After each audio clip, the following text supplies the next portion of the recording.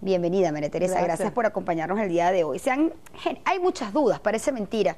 A pesar de que se acaba de salir de un proceso electoral, que la data debería ser la misma del proceso del 7 de octubre al que va a ser este 16 de diciembre, hemos visto migraciones por parte desde los mismos candidatos que han puesto en algunos estados con familiares, hemos visto algunos aumentos dentro de lo que es el registro electoral y ciertas cosas que más allá pues de hablar mal o de crear algunas dudas, la idea es preguntar y qué es lo que está ocurriendo, qué es lo que ustedes han investigado sobre ciertos cambios que se han registrado en lo que es el registro electoral, sobre todo que es la misma data y que se cerró para las presidenciales y que por el poco tiempo que había entre presidenciales y regionales se mantenía la misma. Bienvenida. Gracias por acompañarnos. Bueno, gracias. Bueno, esta organización siempre atenta a la Contraloría Electoral, como lo dice la Constitución de la República Bolivariana de Venezuela, el artículo 62. Por eso existe y puede existir una organización como esta. Definitivamente lo que tú dices es cierto, el periodo es muy corto, sin embargo no hemos parado de trabajar. Sí. Nosotros nos dimos cuenta pues ya que el registro electoral, en este caso para el estado Carabobo, nosotros trabajamos en las presidenciales con 1.516.240, ahora aumentó a 1.533.809. Esto, ¿cuántas personas aumentaron? Casi vamos para el 1.500.000, repítelo. No, nosotros en las presidenciales trabajamos con 1.516.240 y actualmente en Carabobo para las elecciones estas de gobernadores y diputados vamos a trabajar con 1.533.809 electores. No es tanto la variación, pero la hay. ¿Por qué puede haber una variación? Bueno, fíjate lo siguiente. Primero que nada es bien importante hacer entender que el Consejo Nacional Electoral no está cumpliendo con la ley.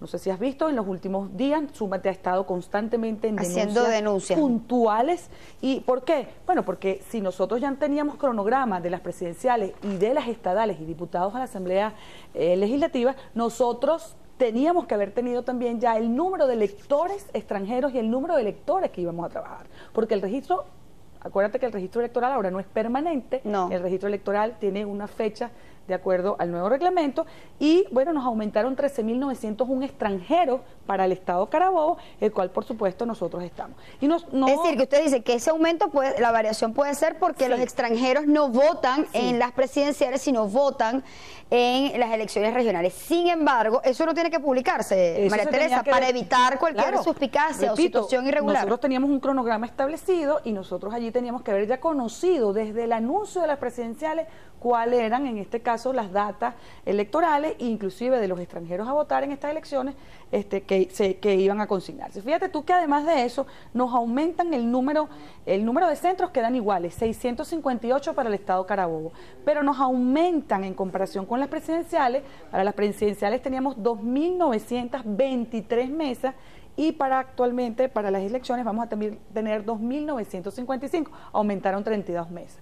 Nos hemos dado cuenta también que centros electorales... ¿Pero eso es que se dan cuenta o es que lo anuncian? O sea, ¿cómo es eso? Esto no se anuncia, esto nosotros tenemos constantemente una investigación a través de la página web del CNE o a través de un vocero inmediatamente, una vez que entregan el registro electoral. Ahora, pero esto es irregular, que se aumenten las mesas, ¿no? No es, pero teníamos que haber tenido todos la información en el momento que se estableció el cronograma, porque se supone que ya tú sabías el número de electores, se supone que ya tú sabías, porque el registro electoral fue cerrado en abril, el pasado abril, sí, de este mismo año. El mes de abril. Exactamente. Nos dimos cuenta también ahorita que hay mesas, eso tampoco es nada del otro mundo, pero para generar la ingeniería de mesa, el trabajo que hay que hacer con los testigos y los miembros de mesa, es que muchas mesas, centros electorales de 2 mesas subieron a 3. Claro, entonces hay que aumentar el número de testigos, el número de no solamente el número de testigos, sino de miembros. No solamente eso, sino que además de eso, esa mesa ahora va a tener punto de información reglamentado. Recuérdate que las mesas de uno, los centros de 1 y 2 mesas, no tienen el sistema de información. El famoso, o sea que ahora sí lo van a tener. Punto de información. Sí. Lo van a tener desde las 3. Y que ya las rectoras dijeron que eso no es opcional, que va y punto. Exacto, que va y punto. Entonces, todo es así, te va y punto. Entonces, de alguna manera, nosotros siempre tenemos que estar como con la lupa puesta, pendiente de esta ingeniería de mesa, porque si tú no estás pendiente de todos los datos de la ingeniería de mesa, pues tú no puedes establecer lo que se ha establecido en circunscripciones. Nosotros sabemos que nosotros vamos a elegir aquí, en este caso, 15... Vamos a recordarle un poco a nuestros televidentes eso, María Teresa, porque hay gente que dice, ya va, también tengo que votar por candidatos a diputados. Sí, yo he estado teniendo conversaciones con los partidos, con los candidatos. Parece, hay muy poca información al respecto. Eso va a venir. Recuérdate que también, no quiero entrar en estos detalles, pero habrán quizás negociaciones políticas, porque todavía eso se puede cambiar hasta 10 días antes del proceso de votación. Así, todavía hay chance para que algunas planchas se unifiquen, 10 días antes. Antes del proceso. Yo pensaba que ya había terminado eso. No, el reglamento. Entonces, acuérdate que una cosa es el reglamento establecido, otra cosa es la ley de procesos electorales, y dentro de la ley de procesos electorales todo eso está permitido. Nosotros vamos a escoger aquí, en este caso, 15 legisladores nominales. Vamos a explicar un poquito esto, pero no te quiero interrumpir, pues tenemos llamada y es preferible dar la explicación de una vez. Aló, buenas noches. Aló, buenas noches. Bienvenida, señora. ¿Su nombre de dónde nos llama? De Puerto Cabello. Ajá. Aurora Ochoa. ¿Perdón? Aurora Ochoa. Adelante, señora Ochoa, dígale usted. Mire, disculpe el paréntesis a la panelista que está ahí. Sí. Que me disculpe. Adelante. Pero, joven Yashu, le quiero hacer una pregunta. Dígame. Sin haber ofensa y sin nombrar a nadie, ¿por qué toman tanta evasiva cuando uno hace una pregunta interesante con un panelista? Yo quisiera que siempre hacen una evasiva y no dan una respuesta exacta. A lo que a uno le interesa, que le contesten. ¿Qué pasa ahí? Igual que las personas que dejan los teléfonos, que van de la PTJ, de los organismos, y cuando uno los llama, nunca contesta. El mismo alcalde también hace lo mismo, el alcalde de Valencia. ¿Qué pasa? ¿Por qué tanta evasiva y hacen un corte o no contestan normal? Ahora y me contesta con todo el respeto el por qué hay evasivas en ese programa, en una respuesta, en una pregunta que no necesita la respuesta. Bueno, señor Ochoa, no sé exactamente a qué situación se está refiriendo. Si a algún entrevistado usted llamó e hizo una pregunta y no se sintió satisfecha, pues aquí tenemos la plena libertad que puede volver a discar y volver a repreguntar, porque de verdad no hay el límite en cuanto a las llamadas. No sé si está refiriéndose a un tema puntual. De todas maneras, muchísimas gracias por su participación.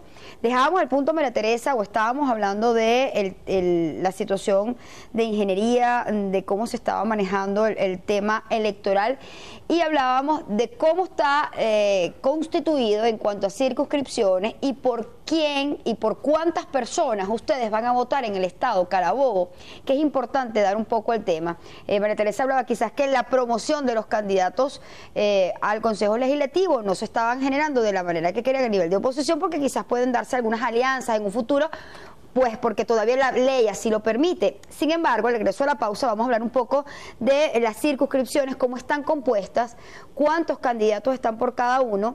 Hay una nueva opción que antes no estaba, que es ese voto entubado, y la idea es refrescarle un poco a la gente en la memoria, y a quienes no se les refresque, decirles cómo va a ser este proceso del 16 de diciembre. Hacemos pausa, ya venimos con más.